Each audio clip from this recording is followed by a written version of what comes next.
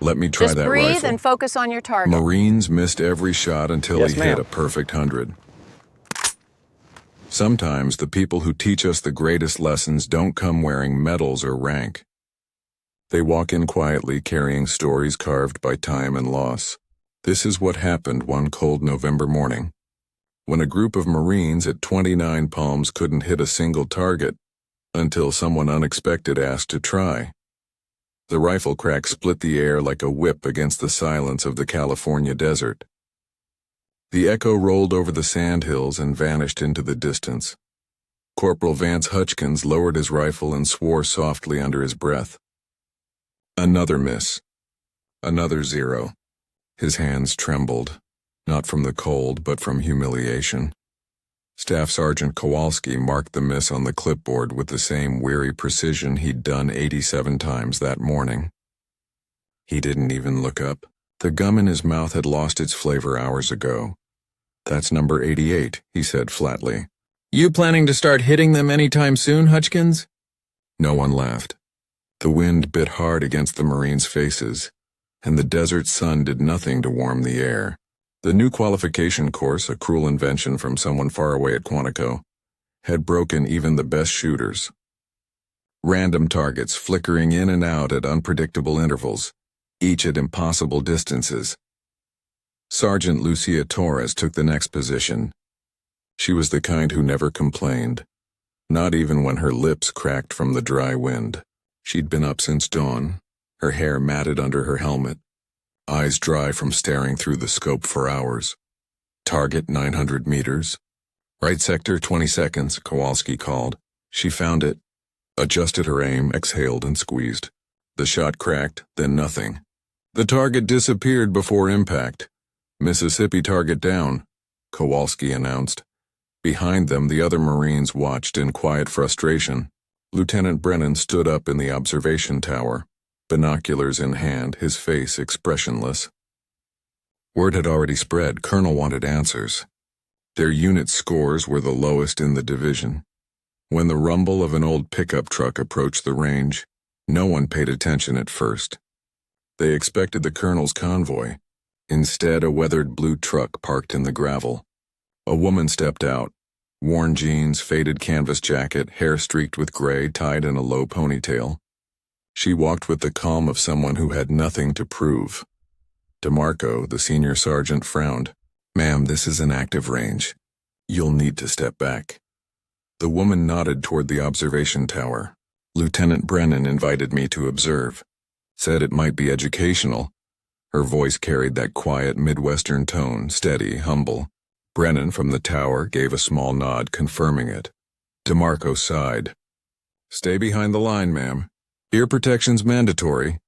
She pulled a pair of worn earmuffs from her jacket pocket, used, old, and familiar. Without another word, she watched as Marine after Marine missed their shots. Silent. Unblinking. Like she'd seen this before. No one knew her name. Not yet. By noon, the desert had gone still. The range officer called a break. No cheers, no relief. Just the scraping of boots on gravel as they walked off in silence. Even the air felt heavy with failure. Lieutenant Brennan climbed down from the tower, tablet in hand. His jaw was tight, his tone rehearsed. "We'll reconvene at 1300 hours, Mrs. Callahan. I appreciate you coming." The woman nodded. "You've got a tough course here, Lieutenant." "We're working out some calibration issues," Brennan replied stiffly. "Targets present faster than expected. Randomization's off," she only said. "Must be frustrating for your shooters." Her words weren't meant to sting, but they did. A few of the younger Marines exchanged looks, irritation thinly veiled behind fatigue. She stepped closer to the benches where the rifles lay in their hard cases. She didn't touch them, just looked. Her eyes scanned the rifles, then the wide field stretching toward the horizon. "The A6 models?" she asked. "Correct," Brennan said. "Improved action. Best we've got." "Good rifles," she murmured.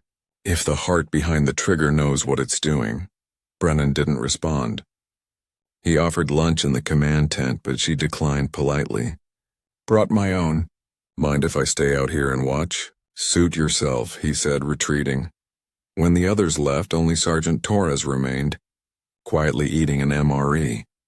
Mrs. Callahan sat nearby unwrapping a simple turkey sandwich. "You shoot, ma'am?"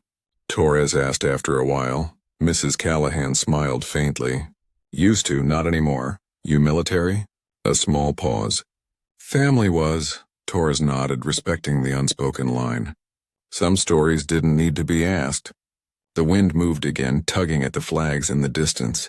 Both women watched it in silence, the soldier and the stranger, united by something neither could name yet. Mrs. Callahan's gaze lingered on the targets. "Wind plays tricks out here. Looks steady till you realize it's not. Sometimes it's not the aim that's wrong, it's the air lying to you." Torres glanced at her, surprised. Few civilians talked like that. Mrs. Callahan only smiled, taking another small bite of her sandwich. "Wind lies, but the bullet never does." The Marines returned before 1300, restless and uneasy. The sand clung to their boots. The air tasted of dust and defeat. Kowalski unwrapped a new stick of gum, clicking his pen 3 times like he always did before scoring. "All right," he said. "Let's try not to embarrass the Corps this time." Hutchkins took the first shot. Missed, then another. And another. Kowalski muttered under his breath. "Guess not." DeMarco fired next, 0 hits out of 12. Torres managed 1 clean strike at 500 meters, but nothing beyond that. Each failure added another layer to the silence. Mrs. Callahan didn't move. She stood behind the line, arms folded, her eyes fixed on the targets. But there was something different in the way she looked, like she wasn't just watching but remembering. After the 3rd rotation, Brennan rubbed his temples. "All right, that's it. We'll reset again tomorrow." That's when she spoke. "Lieutenant," Mrs. Callahan said softly, her voice barely rising over the wind, "mind if I try that rifle?" For a moment no one reacted. Then laughter rippled through the group. DeMarco snorted. "Ma'am, this isn't a carnival game." "I know," she said, unfazed. "But I'd like to try." "Just once," Brennan hesitated. "This is an active range. Civilians can't," she interrupted gently. "I'm qualified. Or at least I was." Then she reached into her jacket and handed him a laminated card. Edges frayed from age. "Former Marine Gunnery Sergeant Margaret Callahan. Expert rifle qualification." The laughter died instantly. Silence replaced it. Kowalski's gum stopped moving. Torres blinked, realizing why the woman's hands looked so steady, why her stance was too familiar to be casual. Brennan stared at the card, then at her. "You served?" 21 years, she said quietly. "Retired 15 ago." He swallowed hard. "You trained here?" Her eyes softened. "No, but my son did." The wind picked up then, carrying her words across the sand, soft but heavy, like a prayer carried on dust. Every Marine on that line suddenly stood straighter. Though no one spoke, Mrs. Callahan walked to the firing line. Slow, certain, each step deliberate. She wasn't proving anything. She didn't have to. Torres handed her the rifle wordlessly. The older woman's fingers brushed the cold metal, tracing it like an old friend. She lay prone, settled behind the scope, and adjusted it with muscle memory that hadn't faded with time. "Target?" she asked. Kowalski blinked. 900 meters, right sector, 20 seconds. She nodded once, the wind flickered. She waited, eyes narrowing, not on the target, but the air between. She adjusted 2 clicks left, half an inch down. Then crack. The target fell. The Marines froze. "Hit," Kowalski said, disbelief cracking his voice. "Perfect center." "Next," she said calmly. 800 meters. Left sector, crack, hit. 700, moving target, crack, hit. The range filled with nothing but the sound of her steady breathing and the sharp rhythm of perfect shots, one after another. 10, 20, 50, each one landing clean. Her hands never trembled, her face never changed. By the time she reached the last target, 1,200 meters, barely visible through the shimmer, everyone had stopped breathing. She waited for the wind to settle, exhaled slow and pulled the trigger. Crack, dot, bullseye, 100 shots. A perfect 100. Silence. No one clapped. No one dared. The air itself seemed to bow to her. Finally, she lifted her head from the scope and handed the rifle back to Torres. "Shoots fine," she said simply. "Wasn't the rifle." The range was still ringing from the echo of her last shot when Brennan finally found his voice. "Mrs. Callahan." "How?" She smiled faintly. "You learn to listen to the wind. And to yourself. Rifles don't lie." "People do." DeMarco cleared his throat. "You said your son trained here?" Her gaze moved toward the horizon, soft and far away. "Yes, Lance Corporal Michael Callahan. Class of 2012, he loved this place. Said it taught him patience." Torres swallowed. "What happened to him?" Mrs. Callahan's lips trembled just slightly, the first crack in her calm. "He was deployed to Helmand. His unit didn't make it home." The silence that followed was heavy, reverent. Brennan lowered his eyes. She continued, voice steady despite the pain woven through it. "He missed every shot his first week on this range. Cried in his bunk, thought he wasn't cut out for it. I told him what my father once told me. The bullet follows belief. Trust yourself first, then the shot." Her hand brushed the rifle barrel gently. "He passed with a perfect 100 before deployment. He was proud. He died believing he was ready."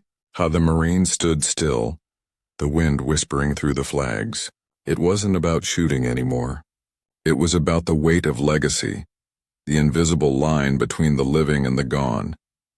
Mrs. Callahan straightened up, her face calm again. "You boys keep training hard," she said softly. "Somewhere, someone you've never met is counting on your aim." She turned toward her truck, the desert sun catching her gray hair in gold. No one stopped her. No one could.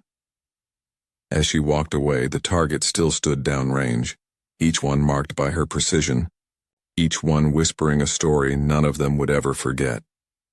When the echo of her final shot faded into the mountains, no one moved.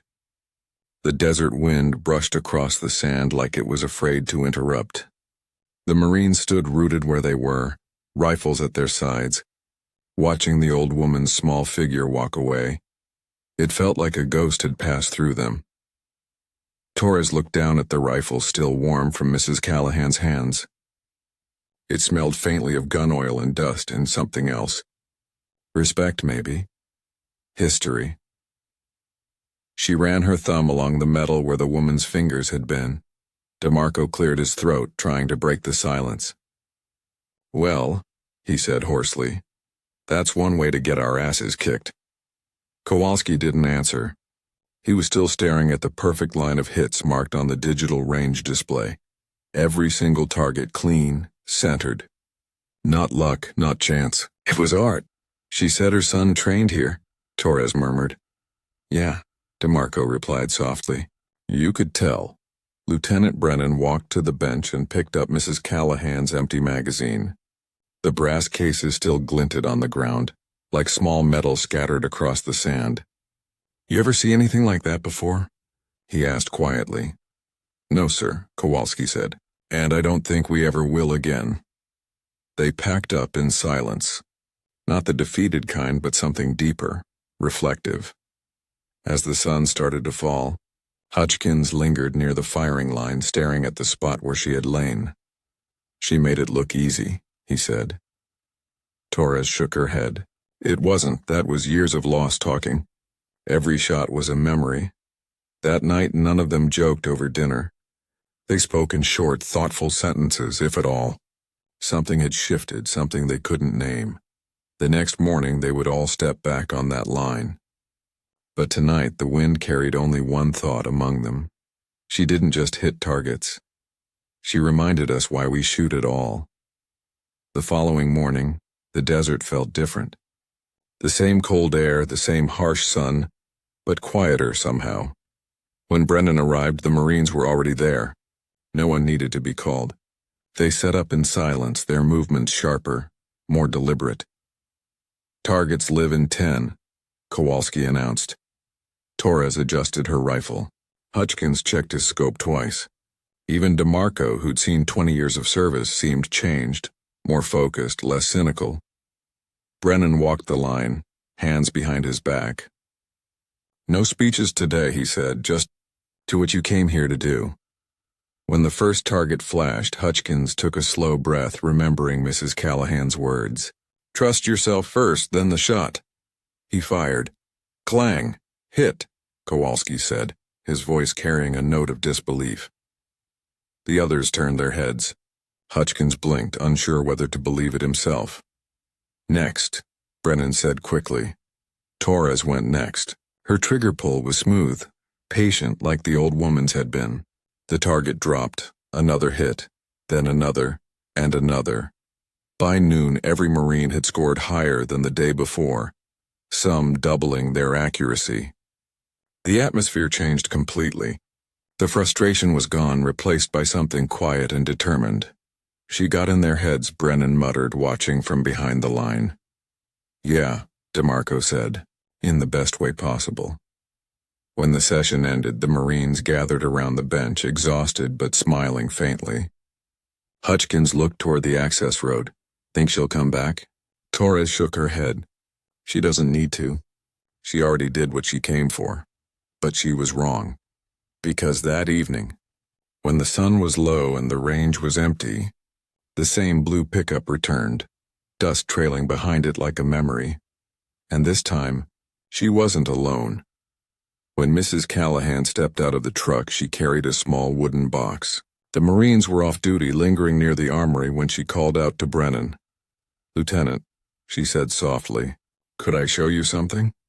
They gathered around, curious. She opened the box and lifted out a folded American flag. Carefully, reverently. Beneath it was a photo in a simple frame. A young Marine in desert fatigues, grinning, rifle slung over his shoulder. "Michael Callahan," she said. "My son." The group fell silent. Torres stepped closer. "He looks young." "He was," she whispered. 19 when he left. 20 when he didn't come back. No one spoke. Even the wind paused. She smiled faintly, brushing her thumb over the photo. "This was taken here. That rifle you saw yesterday, he used the same model. Said it kicked like a mule. He failed his first test so badly he nearly quit. But he stayed after hours every night till the instructors made him go home." Brennan swallowed hard. "He learned well." Mrs. Callahan nodded. "He did. The day he passed, he called me from the barracks crying. Said he finally hit 100. I told him I was proud. 2 months later, they brought him home with this flag." Her hands shook slightly as she folded the flag again. "When I heard they were struggling on this range, I asked the colonel if I could come. I didn't come to fix your scores. I came because I wanted to stand where he stood one more time." DeMarco's voice was quiet. "You honored him, ma'am." She smiled through the tears that finally came. "No, you did, every single one of you. You reminded me he didn't die for nothing." The Marines stood there in the fading light, their faces softened by respect. For once, ranks didn't matter. Neither did scores or qualifications. Only shared silence did. The kind that binds strangers like family. In the days that followed, Mrs. Callahan returned every morning. She didn't shoot again. She just sat behind the safety line with her thermos of coffee, watching them train. Sometimes she gave small pointers, never commanding, just observing. "Too tight on the grip, Sergeant. Let the rifle breathe." Or, "Wind's lying again. Watch the third flag, not the first." The Marines listened like schoolchildren. Even Brennan found himself learning from her patience. She never raised her voice, never boasted. Every word came from lived experience, the kind written in heartache, not manuals. One afternoon after the session, she stood beside Torres as they cleaned the rifles. "You were good out there today," Mrs. Callahan said. Torres smiled faintly. "You taught me more in 3 days than Quantico did in 3 years." Mrs. Callahan laughed softly. "Oh, I doubt that. You just started trusting yourself again." She gazed out at the field. The targets shimmered in the heat, distant and small. "Funny thing," she said. "When you lose someone, you think you'll forget their voice. But sometimes when the wind blows just right, you hear it again." Torres looked at her. "You still hear him?" Mrs. Callahan nodded. "Every time the wind shifts, Every time I pull a trigger. They stood there for a long time. No words. Just two soldiers, one still serving, one still healing, sharing the same grief in different uniforms. By the end of that week, qualification rates had risen by 30%. The colonel sent down a commendation. Brennan read it aloud, but every Marine knew who the real reason was. Not a sergeant. Not an instructor. A mother who once taught her son to believe in himself and, through him, taught an entire platoon the same. On the morning she was supposed to leave, Mrs. Callahan left a sealed envelope on Brennan's desk. No one saw her go. Inside was a short letter, written in steady, careful handwriting. Lieutenant Brennan. Thank you for letting me stand on that line one last time. You reminded me that service doesn't end when the uniform comes off. Sometimes it just changes form. You asked how I shot that perfect 100. Truth is, I didn't do it alone. Every shot was his. Tell your Marines this. A perfect score means nothing if you don't know why you're aiming. They do now. That's enough. Margaret Callahan. Brennan folded the letter and placed it in the training log where it would stay. Every new Marine who trained there would one day read it. Outside, the wind picked up again, brushing against the flags and carrying her name across the desert. Quiet, unseen, unforgettable. Torres found the photo she'd left behind on the bench. A small picture of Michael smiling, sunlight hitting his eyes. She taped it inside the observation tower, right above the range chart where every shooter could see. Hutchkins walked up beside her. You think she'll come back? Torres smiled softly. She never left. As the sun sank behind the mountains, the last echo of rifle fire sounded like something more than practice, like a promise. Some people leave footprints in sand. Others leave them in steel and wind. The sun dipped low, painting the desert in burnt gold. Vance sat on the tailgate of a Humvee, rifle across his knees, staring at the distant targets. No one spoke much that evening. Even Kowalski was quiet, his usual sarcasm replaced by something heavier. Hutchkins turned the bullet casing over in his hand. She didn't flinch, he said finally. Didn't even aim like us. She didn't have to, Kowalski muttered. That's what happens when you're aiming at something bigger than a target. The men looked out across the range. The wind howled, carrying the faint echo of that perfect shot, the one they'd all remember. Later that night, Captain Ruiz found Vance sitting alone outside the mess hall. He handed him a small envelope, weathered and yellowed. Mrs. Callahan dropped this off before she left, the captain said. Vance opened it. The handwriting was elegant, steady. Corporal Hutchkins. My son used to say the rifle doesn't miss. The shooter just stops believing. When I saw you out there today, I saw him again. Stubborn, frustrated, but still fighting. Don't stop believing. Every miss teaches the next hit how to find its way home. Evelyn Callahan. The young corporal stared at the letter, his chest tightening. For the first time in days, he smiled. A small, tired, but real smile. The next morning, the sun was already burning the horizon when the platoon lined up again. Kowalski barked, "Let's go, boys. Targets aren't going to hit themselves." Hutchkins stepped forward, calm this time. No shaking hands, no rush. Just breath. He raised the rifle. The world went silent, crack. The bullet found the bullseye dead center. A few soldiers cheered quietly, but Vance didn't celebrate. He just lowered the rifle, exhaled, and whispered, "For you, ma'am." A week later, the platoon received a small package in the mailroom. Inside was a framed photo. A young Marine smiling in his dress blues, rifle slung over his shoulder. A note was taped to the frame. He trained at 29 Palms, 1985. Loved this place. Said it taught him patience. Keep that alive. Underneath the photo was another brass casing, this one engraved with the words, "Never stop believing."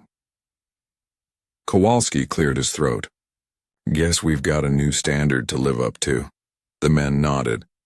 No one joked this time. Months later, during qualification day, the same range echoed again with the sound of rifles. Hutchkins stepped up, confident. The ghosts of frustration were gone. He took one last look at the desert, the same wind, the same silence, and then whispered, "Let me try that rifle." Crack, hit. The instructor smiled, marking the perfect score.